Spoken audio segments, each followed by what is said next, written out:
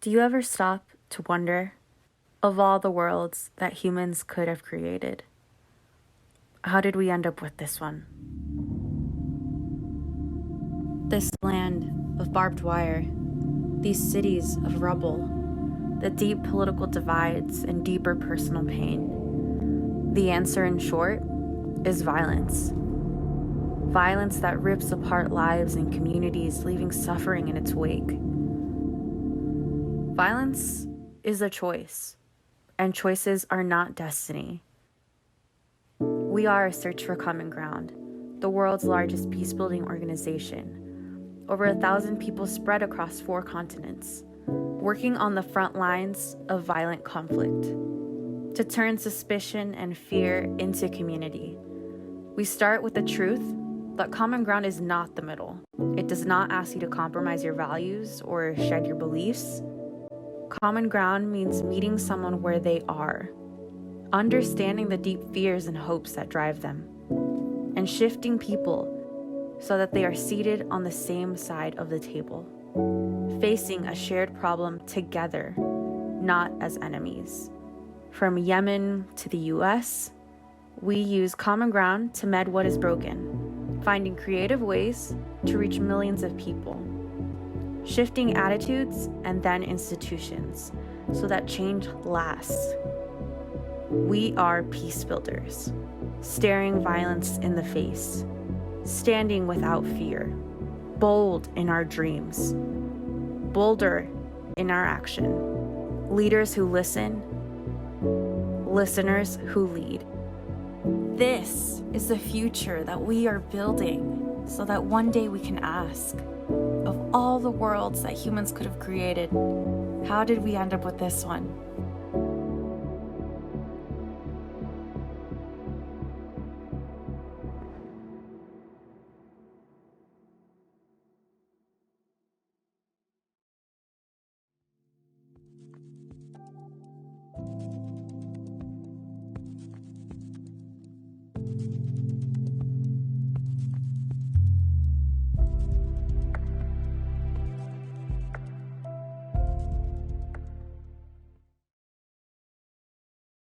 Hello and welcome. I am Issam Ghanim, the president of Search for Common Ground. I'm so pleased to have you join us today as we celebrate our 39th birthday of an organization that I'm very proud to be part of, and I'm very proud to represent today for you. Across 4 decades, we have worked on the front lines of violent conflicts in Africa, Asia, and the Middle East, and we learned major lessons that we would like to share with you. And as we are sharing these lessons, we would like also to show how these lessons could be used in order to address the crisis of today. Since 1982, the world has come together in a profound way. We have digital tools, people are connected almost all the time. There is economic progress, even if it is with inequality. But on the other angle, when you look at the world, sometimes you feel that as if it is falling apart. Violence is spilling over borders. Extremism is on the rise. And the divisions that divide people rather than bring them together, I think are becoming more obvious from day to day. Search is founded on a very basic, simple concept. People disagree all the time. Conflicts and differences are inevitable. However, violence is a choice. And one of our important impact is to really enable people to avoid making that choice of resorting to conflicts. Our mission is simple. We transform how the world deal with conflicts from adversarial approaches to those of collaboration. And we enable people to build trust and agree on how they can really go on with their lives and livelihoods. Over 39 years, Search has grown to become the largest dedicated peace-building organization. We have about 1,000 staff spread across all the continents, working with thousands of partners. 90% of our staff are from the countries where we work. They are local. This is not a coincidence, but it is based on our belief that knowledge and wisdom always exist within these communities. And if we enable them to build trust and manage dialogue, they can really agree on peace and build peace while their differences could remain intact. I'm very proud and happy to share with you today some examples about how we deal with some of these conflicts and problems. But I would like to say that personally, I spent over 30 years of my life on the front line of violent conflicts around the world. And I have seen and witnessed, and I'm sure some of you do, how spectacular progress in development, economically, socially, culturally, could be wiped out within just days of eruption of a violent conflict. And therefore, I do believe that peace building is a prerequisite for development, as well as an insurance for sustaining the gain of development effort and the investment on development, generally. I'm very happy to present to you examples of this work, and I'm very delighted to introduce to you my colleague Kemi Olefiago, who will give you an example from Nigeria about the Niger girls and how they were able to walk across these dividing lines.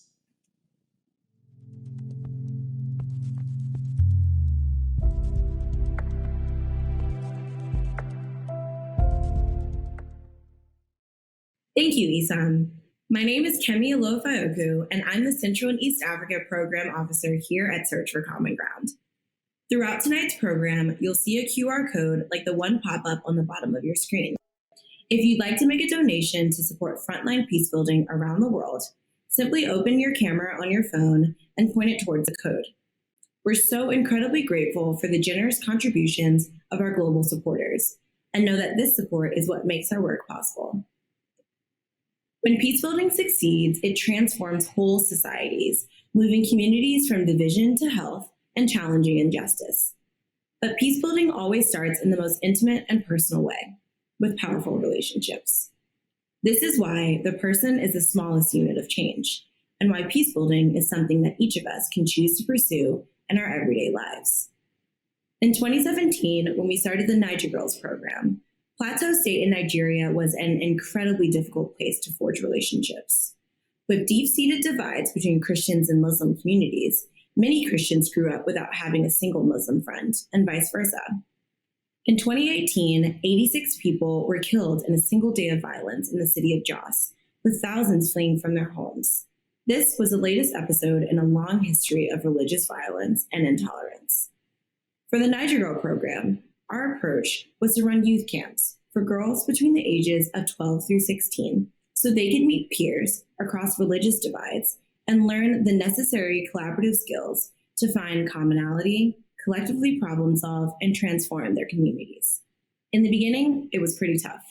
Miriam, a Muslim participant, remembers dropping her Quran on the very first day of the camp and having a Christian girl pick it up. Miriam didn't even turn back to acknowledge her. The Niger Girl participants came into the program with deep fears, rooted in sentiments of mistrust sown through years of intolerance. Niger Girls gained momentum as participants began to work together towards joint goals, including 25 community projects and a 26-episode television program entitled Voices of the Youth. Miriam and Mercy, the girl who retrieved her Quran, became close friends, and by the end of the project, many participants started their very own peace and anti-bullying clubs in their communities. Among other lessons, Niger Girls reveals a critical yet overlooked point about peace building. Common ground is not the middle. Christian girls and Muslim girls entered Niger Girls with huge differences in their beliefs and culture, and by the end of the program, those differences and beliefs remained intact. In asking participants to find common ground, We are not pushing them to compromise their values. We are asking them to dig beneath the surface, find their shared humanity, and act on that foundation. After Niger Girls, many young participants returned to their neighborhoods to give speeches, directly reaching over 3,500 Christians and Muslims. Separately, Miriam and Mercy attended community meetings and spoke in front of crowds of adults, many of whom still held painful memories of the violence of 2018. In one of the most divided cities in Nigeria, a country with over 250 ethnic groups and over 500 spoken languages, we have created a generation of young women ready to lead their communities away from adversarial practices and towards collaborative solutions. And everything starts with personal trust.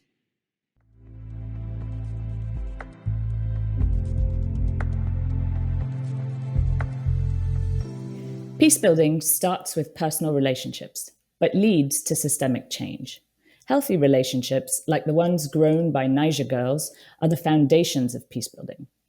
Search for Common Ground works to build trust and then shift systems so that collaboration is expected and incentivized. Through First Year Connect, we are working to make inclusive dialogue a cornerstone of college campuses in the United States. College campuses have increasingly been contending with an erosion of social cohesion and an increase in divisiveness and polarization, microcosms, really, of the dynamics we see in the country as a whole. Ideally, college is a formative experience where people live in diverse communities that enrich their learning and growth. In reality, many campuses report silos, an entrenchment of toxic narratives, and more recently, even a sharp increase in hate crimes. How young people interact on campuses is an indicator of how they will civically conduct themselves in the broader world, which means building campus cultures that welcome healthy discourse, foster dialogue across lines of difference, and nourish civic engagement is vital. So First Year Connect started with a question. What if there were a structured, safe space for students to discuss their differences in a way that builds trust, not erodes it? First Year Connect, a collaboration between Search for Common Ground and Soliya, is designed based on Soliya's flagship international virtual exchange program. Built as a learning by doing experience aimed at fostering empathy, critical thinking, and constructive engagement across lines of difference. The program aims to bring all incoming first-year students together in facilitated dialogue. Groups of 8 to 12 students deliberately mixed across expected lines of divide come together over a period of 4 weeks using video conferencing technology to journey through a deep dialogue process.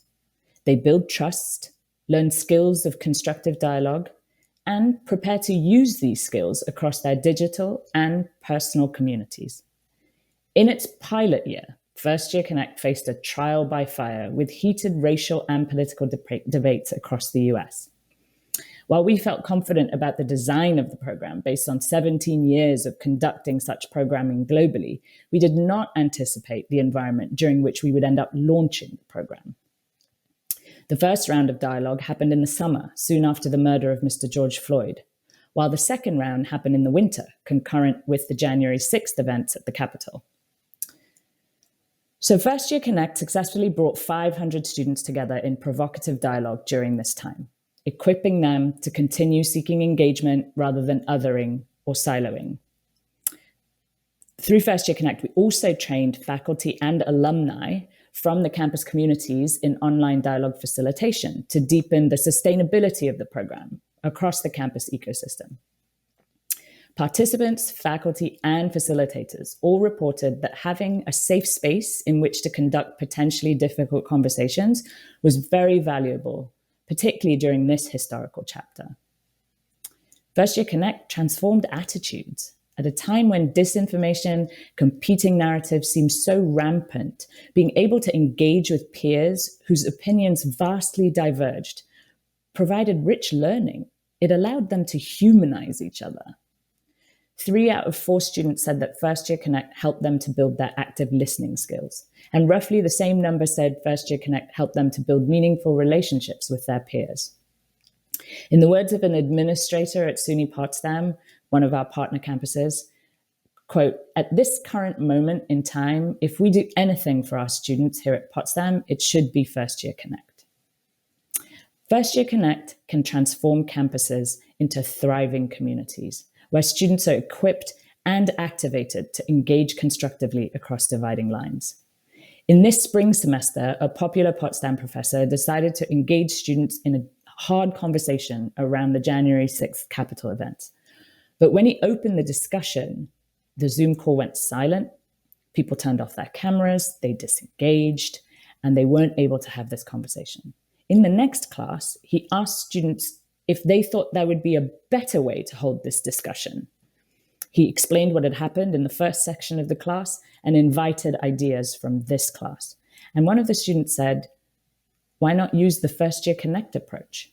Create ownership of the process, let us set up the ground rules, let's break up into smaller groups and then come back once we've settled into the discussion. They tried it, and it resulted in a full, healthy discussion. This is a powerful illustration of the students carrying their learning further out from the program into the broader campus environment, and then ideally even beyond. First Year Connect enables this kind of powerful change, which lies at the core of all peacebuilding programs. The change from fear to curiosity, a willingness to tackle differences with a view to pursue common goals.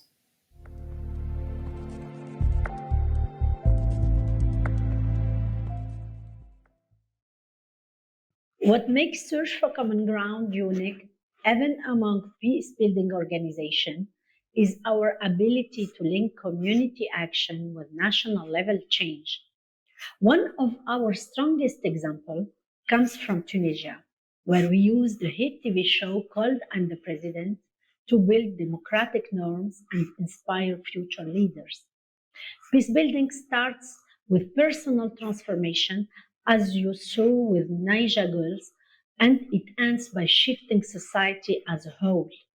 This year marks the 10th anniversary of the Arab Spring, a pro-democracy movement that swept the region but fell short of many hopes, including in Tunisia, the birthplace of the Arab Spring.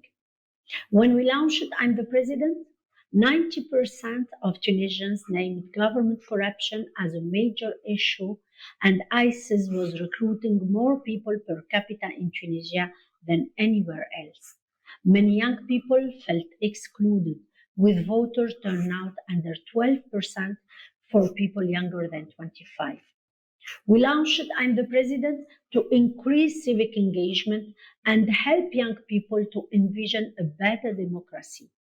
I'm the President was modeled of a similar show that we had run in Palestine with contestants competing on screen to win a fictional election. In Tunisia, I'm the President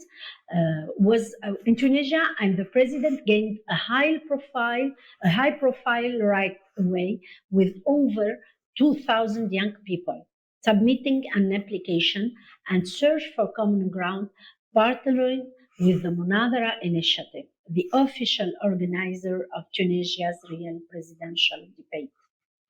From the start, we were focused on creating a safe space where young Tunisians could gain political skills, practice dialogue, and represent prescient local issues.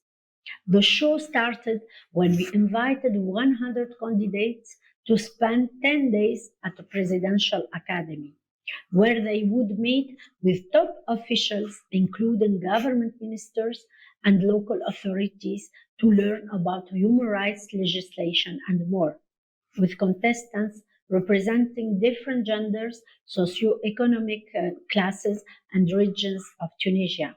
We strove to create an environment where everyone could flourish. One female contestant was young mother, and we welcomed her husband into the Presidential Academy.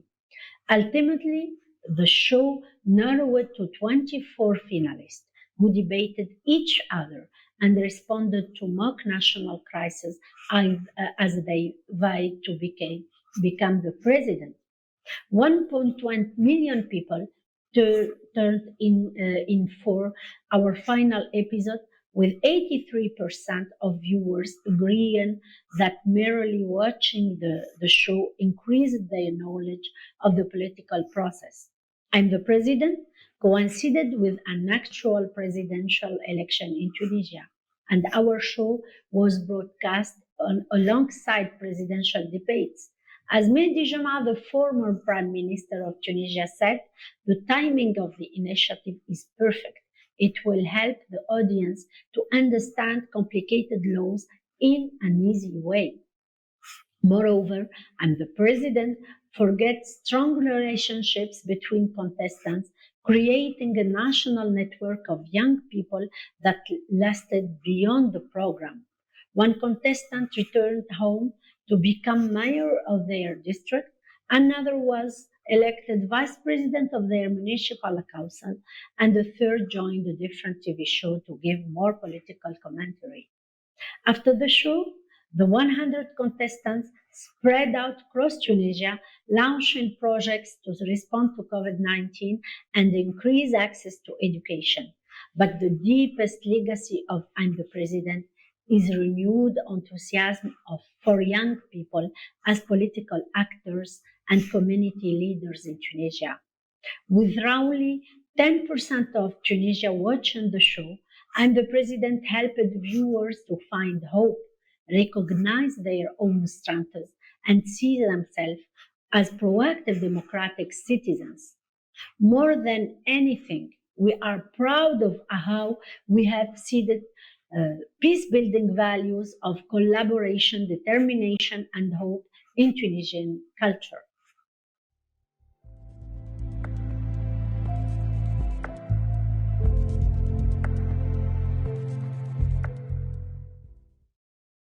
Thank you, Iman Bilhadi, for telling us the story of I Am the President. I remember when I was with you in Tunisia and we experienced the importance of youth in any movement, and that engaging youth cannot be overlooked or understated. Thank you.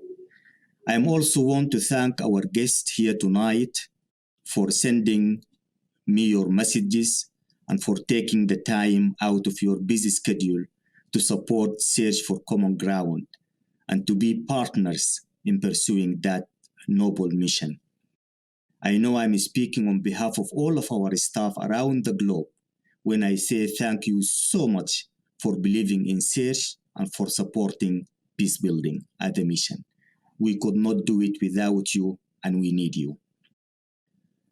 It's a pleasure to welcome our last speaker to the stage, my colleague and friend, the CEO of Search for Common Ground, Shamil Idris. Shamil spent almost all of his professional life promoting peace around the globe. And I'm sure he will be excited, and we are all honored to listen his perspectives and examples.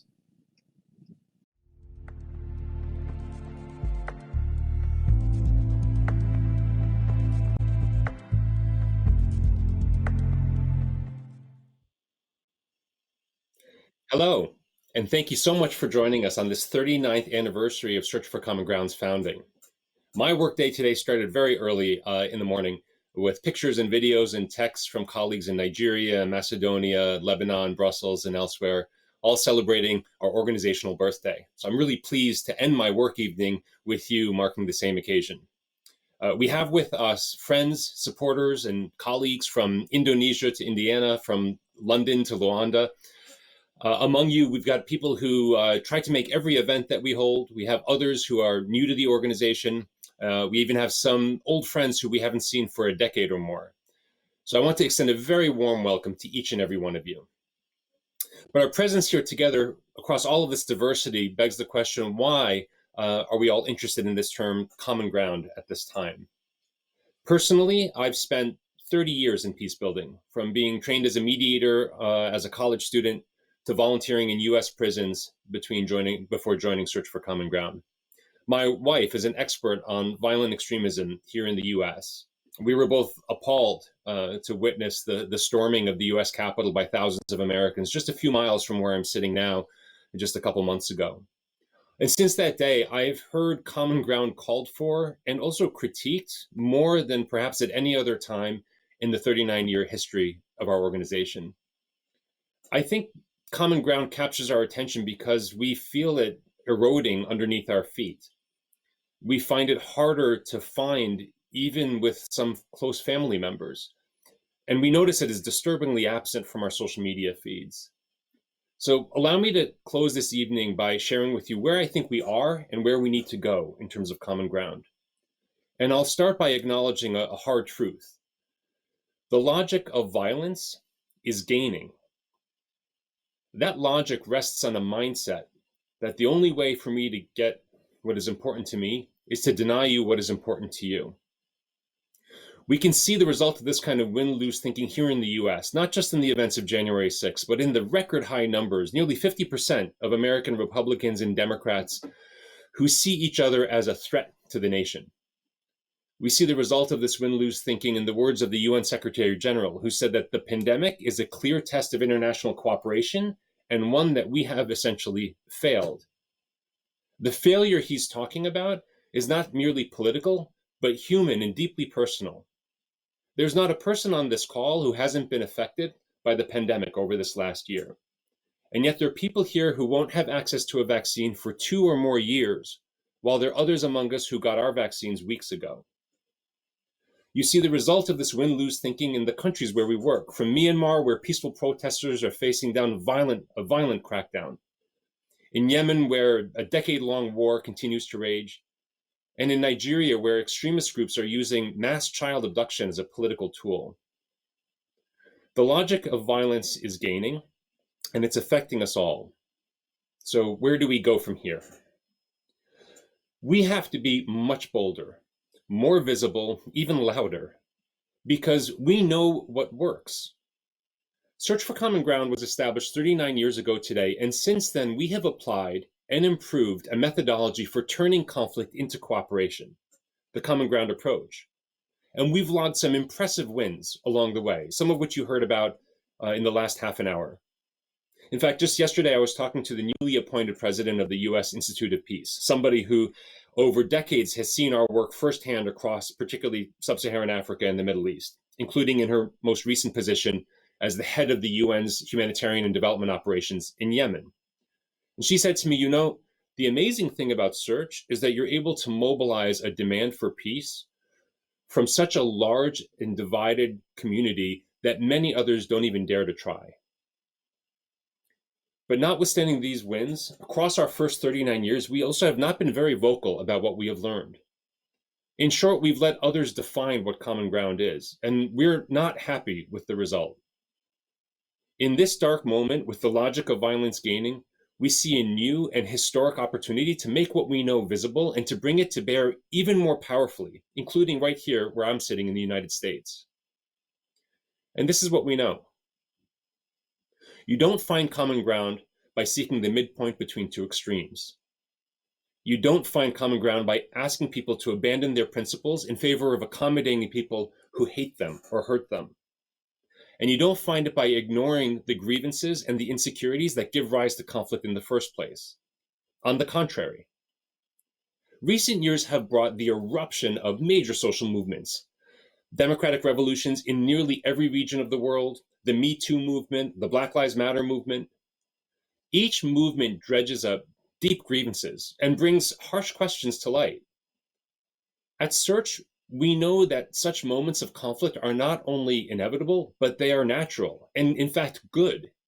Because in every conflict, there's a signal that something in the system is broken. And on the other side of that conflict is a world that works better for all of us, provided we have the courage to build it together. The Common Ground approach seizes that opportunity. It begins, it gains momentum, and it succeeds ultimately by building trust. Just as oxygen sustains human life, trust sustains healthy communities. If you're focused on solving a problem or advocating for a policy, but not building the underlying trust that can sustain them, then the results you produce will not last. The power of the Common Ground approach is that it works both for complex conflicts, the ones involving warring tribes and nations, but also for more intimate conflicts, the kind that you and I live in our daily lives. So how does the Common Ground approach build trust? Step one, listen deeply. We live at a time when everyone is talking and hardly anyone is listening. YouTube's motto, broadcast yourself, is perhaps the perfect motto for this age. Around the world, deep listening enables our teams to recognize the underlying interests, fears, and aspirations that are informing people's positions. Listening also relaxes and softens people who have become accustomed and resentful to being ignored or misunderstood. In short, deep listening prepares everyone for step 2, which is to identify a common purpose. If you skip step 1, if you try to imagine some commonality between yourself and the uncle whose views drive you crazy, or the policy advocate whose position you can't stand, you'll fail. Common problems and common goals come into view when we dig beneath the campaign hashtags to understand what is really driving and motivating people. And that's where we find the potential both to solve a shared problem and to build the underlying trust. But we can only capitalize on that potential if we take step 3, which is to act together. Nothing builds trust like shared success. When Kemi spoke about Nigerian teenagers who transformed the way their Christian and Muslim communities related to one another, when Wadehi talked about how US college students, Black, white, liberal, conservative, modeled how to have a constructive conversation in one of the most divisive moments in this country's history, when the president of the US Institute of Peace marveled at our ability to manage huge and diverse coalitions even in the wake of war. Every one of these examples reflects what happens when people listen deeply, identify a shared purpose, and then act together on it. What emerges are healthy relationships and communities that are safer, happier, and much better able to deal with the inevitable conflicts of tomorrow and the next day. And this is the final lesson we've learned about common ground. It's less a destination than it is the pathway. Starting with this 39th birthday, we intend to be much more visible and assertive about what common ground is and is not. We've launched a campaign to amplify the lessons from our frontline peace builders. For the last 39 years, whenever we've heard the call for common ground from communities in crisis, we've sought to answer that call. In the process, we've helped deeply divided people learn to live with their differences, find common ground, and build a shared future free from violence. And today we're hearing that call more than ever, including daily here in the US. And this summer we will be answering that call and launching a new program on US Independence Day, July 4th. So please watch this space. As I close this event, I want to reflect for you that I've been involved with this organization for more than half my life. And our mission has never felt more pressing or more personal.